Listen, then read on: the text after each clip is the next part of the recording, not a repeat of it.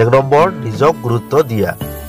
জীৱনত জ্ঞান পৰামৰ্শ উপদেশ অনেকেই দিব, কিন্তু লগত সদায় কোনো নাথাকে। নিজৰ জীৱন যুদ্ধ নিজেই কৰিব লাগে। নিজৰ সফলতা নিজৰেই কৰ্মৰ হাতত। সেয়ে নিজক অধিক গুৰুত্ব দিবলৈ শিকক।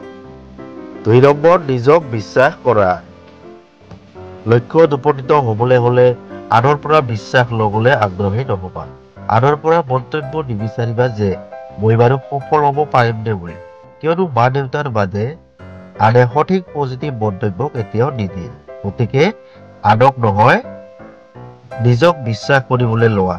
কাৰণ যাৰ নিজৰ ওপৰতে বিশ্বাস নাই, সি কোনো কামতে সফল হ'ব নোৱাৰে। 3 নম্বৰ প্ৰচেষ্টাৰ সৈতে বন্ধুত্ব কৰা। বিফলতাক তীক্ষ্ণতাৰে ধৰি ল'ব নালাগে।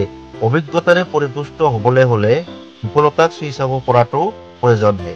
চাইকেল চলাবলৈ শিকাৰ সময়ত যিদৰে অনেকবাৰ বিফলতাৰ পিছতো লক্ষ্য এৰি দিয়া নহয় আৰু এদিন চাইকেল চলাবলৈ শিকি লওঁ, তেনেদৰে জীৱন লক্ষ্যত বিফলতাই মূৰ দাঙি উঠিলেও অন্তিমত সফল হ'বলৈ প্ৰচেষ্টাৰো গুৰুত্ব নুই কৰিব নোৱাৰি। 4 নম্বৰ ধৈৰ্যৰ সৈতে বুদ্ধিৰালি কৰা। যিদৰে গছ এডাল ৰোৱাৰ 2 দিনমান পিছতেই ফল নধৰে, একেদৰে কোনো এটা কাম কৰি ফলটো পাবলৈ হ'লে অপেক্ষা কৰিবলগীয়া হয়েই। সেয়েহে সফল হ'বলৈ ধৈৰ্যৰো এটা গুৰুত্বপূৰ্ণ ভূমিকা আছে। 5 নম্বৰ ইতিবাচক মন এটাৰ প্ৰয়োজন।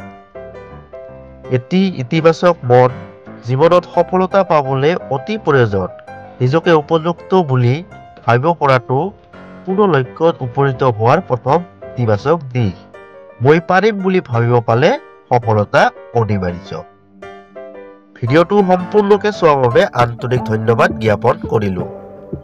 নতুন ভিডিঅ' বনাবলৈ উৎসাহ উদ্দীপনা দিব বুলি আমাৰ এই সৰু পৰিয়ালটিৰ এগৰাকী সদস্য হ'বলৈ ছাবস্ক্ৰাইব কৰিব বুলি আশা ৰল।